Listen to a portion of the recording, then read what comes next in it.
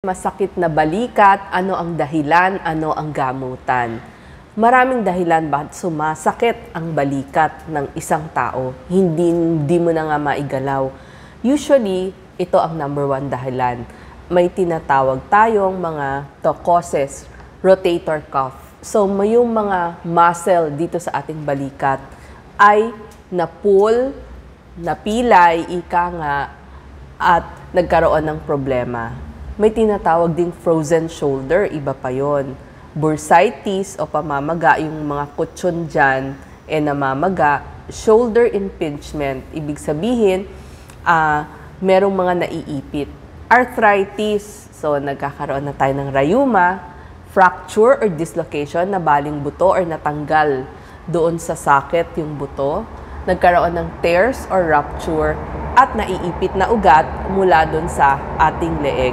So, yan yung mga pag-uusapan nating mga dahilan. Kasi, ang ating balikat ay binubuo ng buto. So, may buto, merong mga ligaments, siya yung nagdudugtong dun sa buto, sa mga laman. Merong butong mura, cartilage, syempre kung nasaan yung ball and socket, kung saan nakadugtong, at yung mga muscles ng rotator cuff. So, marami. Yan yung mga dahilan at nandyan ang problema bakit sumasakit ang ating balikat. Unahin natin yung tinatawag na rotator cuff. Ibig sabihin, yung mga muscle dyan sa dugtungan ay maaaring medyo napunit dahil may ginawa ka noon. Halimbawa, nahulog ka bigla. So, yun yung tumama. O kaya naman biglang nahila ng aso habang ipinapasyal mo yung aso. So, yun yung dahilan. Bakit na-torn or na-tear or napunit? Ano ang mararamdaman mo? Masakit. Masakit pag humihiga, pag nahigaan mo, pag tumagilid ka. Napansin mo, mas hirap ka nang magsuklay o ayusin man lang yung iyong bra. Nagsisimula to edad 40 pataas. At medyo mahina doon sa affected na balikat mo. So, mas mahina, parang mas konti yung lakas, may weakness. Kasi nga, baka may napunit. Meron din tayong tinatawag na frozen shoulder. Ito naman sa edad 50 pataas. So, pasakit ng pasakit habang tumatagal at hindi na maigalaw.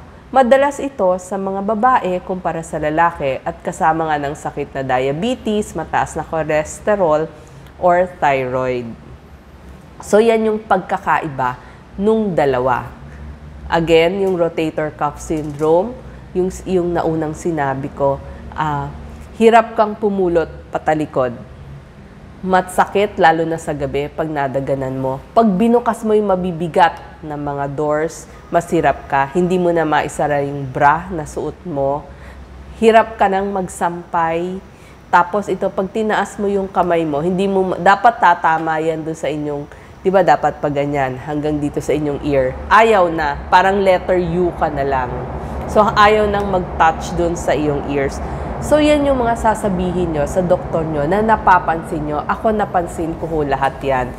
So, kasi dun yung malalaman ano ba yung tunay na dahilan bakit sumasakit.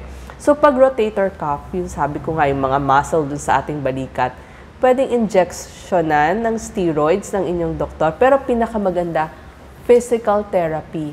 So, i-exercise kayo, i-stretching kayo, i-ultrasound, lalagyan ng malamig, ng mainit, kung ano yung pangangailangan.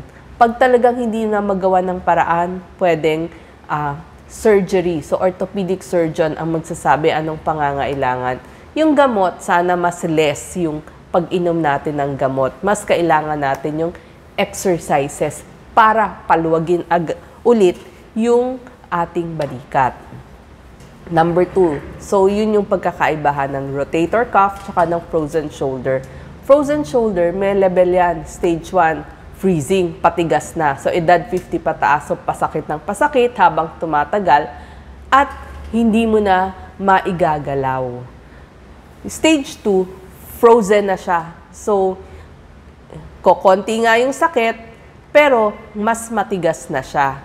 So, yung mga pang-araw-araw mong ginagawa, bakit parang mas mahirap na? Tapos, yung stage 3, parang mas maigagalaw mo na, pero ang tigas-tigas na niya. So, nagsasubside nga yung paninigas, pwede mo nang magalaw, konti, nag-i-improve, at yung strength, bumabalik na. Kasi kung gagawa ka ng mga stretching at saka ng mga exercises. Ano ba yung exercises sa frozen shoulder? Ito, nakahawak dun sa silya. Tapos, igagalaw-galaw mo yung iyong kamay. Itong crossbody, arm stretch, di ba? Pwede mong gawin yan habang nakaupo ka. Yan. Arm circle. Itong armpit stretch, pwede mong gawin sa pintuan o kaya sa pader, sa dingding, o kung meron kang mapapatungan. Tapos up, down, para nai-stretch mo. Towel, kumuha ka ng towel. Di ba? Pag nagbibimpo tayo, yung malaking towel nagtutuyo. So, subukan mong gawin yon. Yan po yung mga example ng exercises. So, nasa sipag natin para mapagaling natin. Number 3, nagkakarayuman na tayo. Osteoarthritis dahil sa paulit-ulit na ginagawa at pag-edad. Nung bata tayo, ang ganda ng butong mura natin. Pero kapag umiidad tayo, tignan nyo naman, nasisira na yung butong mura kasi nga galaw tayo ng galaw. So, kailangan dito mga stretching kasi nagka-problema dun sa joints o dun sa dugtungan. Dito, masakit inyong joint, tapos parang mas hindi nyo na maigalaw. Pero ito, ang maganda dito, pag rayuma, may naririnig kayo, parang chicharon, pag ginagalaw ninyo, krak, krak, krak, krak. Yan, naririnig ninyo yan. Ganun pa man, pareho ang gamutan, injection. Yung gamot, mas bihira, sana yung mga exercises at stretching, yan yung mas gusto natin. Pwede rin, i-rest sandali, pero masipag kayong mag-physical therapy, pwedeng mainit or pwedeng ice, depende sa pangangailangan nyo nung panahon na yon. May tinatawag tayong referred pain, galing pala sa ibang lugar, pero akala nyo problema dun sa buto at muscle ng shoulder.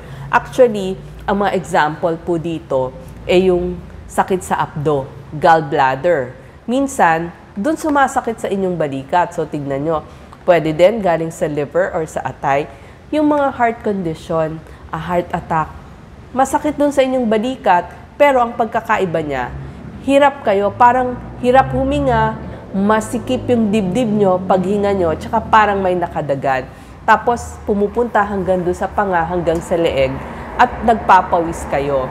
Yung angina naman, ito mas sumasakit kapag nag-exercise kayo or nai-stress. So galing din yan sa heart. Pwede din kapag may problema dun sa lungs. So, paghinga ninyo, sasakit din dun sa inyong balikat. So, yan po yung mga tinatawag nating referred pain. May tinatawag din tayo na bursitis. Kasi dun sa ating balikat, meron diyang parang mga kutsyon-kutsyon. Ayan, nakita nyo. Yan, yung mga kutsyon-kutsyon. Ang problem, minsan, mamamaga yan. So, pag namaga, itis is maga, inflammation. So, masakit, matigas sa galaw, lalo na pag tinaas yung ating kamay dahil nagkaroon pala kayo ng dating injury o kaya yung trabaho nyo, paulit-ulit yung gawain nyo. So, yung bursa parang mga kutsyon yan. So, pag namaga, masakit din yan. Yun, masakit, lalo na pag ginagalaw. Pag nadaganan nyo rin, maaaring bigla or weeks or months, masakit pa din. Yung mga nahugot o na-dislocate or na-fracture, bigla itong sobrang sakit, hindi nyo maigalaw. Sa harap to kadalasan ng inyong balikat kasi nagkaroon ng injury. So, pwedeng humiwalay yung dalawang buto na magkadikit. Yan, di ba dapat dikit? Yan, dyan, dikit yan. So, minsan humihiwalay, nalilinsad, ika nga. So, dislocation. Or pwede rin naputol dito, isa dyan sa mga buto ninyo ay nabali. So, fracture. So, dahilan din yan. Pero ito mga biglaan yan, dislocation, tsaka fracture, biglaan yan. Biglang humihiwalay. Ano yung mga test pag nangyaring masakit ang inyong balikat? Pwede kayong i-x-ray para makita yung mga buto. Pwedeng i-MRI para pati yung laman, tsaka yung mga dugtungan, ay makita, pwede rin ang CT scan, pwede din yung tinatawag na EMG, electromyogram, para naman yun dun sa nerves o yung tinatawag nating ugat, Pwede din arthrogram, o kaya arthroscopy, yung silip, at pwede rin ultrasound. At saka syempre, check up kayo ng doktor ninyo. Sino mga doktor ang lalapitan nyo? Orthopedic surgeon, doktor sa buto, rehabilitation medicine doctor, malaki pong may tutulong sa inyo. Sila ang magtuturo anong mga exercises ang gagawin. So, sasabihan yung physical therapist. So, yung physical therapist, siya po ang gagawa ng mga niresetang exercises at stretching ng inyong rehab medicine doctor. So, isang grupo yan. Kung meron ho kayong myotherapist, nakakatulong para iluwag yung mga muscle. At kung wala naman kayong makitang myotherapist, yung mga nagmamasahe, malaking tulong din ho para mailuwag yung ating mga muscles. Ano ang gamutan? Ulitin ko. Siyempre, yung trabaho ninyo, aayusin na natin. Yung mga pagkilos, aayusin. Physical therapy, kailangan ng mga stretching at exercises. Minsan, kailangan na ng surgery. Ito po ang gagawin ng orthopedic surgeon. Ang orthopedic surgeon din ang nag-i-inject ng mga steroids. Tapos, pwedeng lagyan ng mainit or pag bigla ang sumakit, pwede naman ang ice. So, yan po yung mga treatment na pwede nating gawin. Yon, dalawang klase nga ng doktor, orthopedic at saka rehab medicine doctor ang pwede nyo. Ngayon, kung ano ba yung example pa na may exercises, arm circle, yan. Yung sinabi ko nga, crossbody, shoulder rolls, yan, pwede nyong gawin, paharap, pabaliktad, tsaka yung dito sa likod. Actually, dito pwede kayong gumamit ng tuwalya. So, yan po yung mga kadalasang dahilan bakit sumasakit ang ating mga balikat, rheuma, bursitis, frozen shoulder, rotator cuff. At nasabi na nga natin yung mga lifestyle changes na pwede nyo ring baguhin at mga home remedies para sa inyong bahay. Maraming salamat po.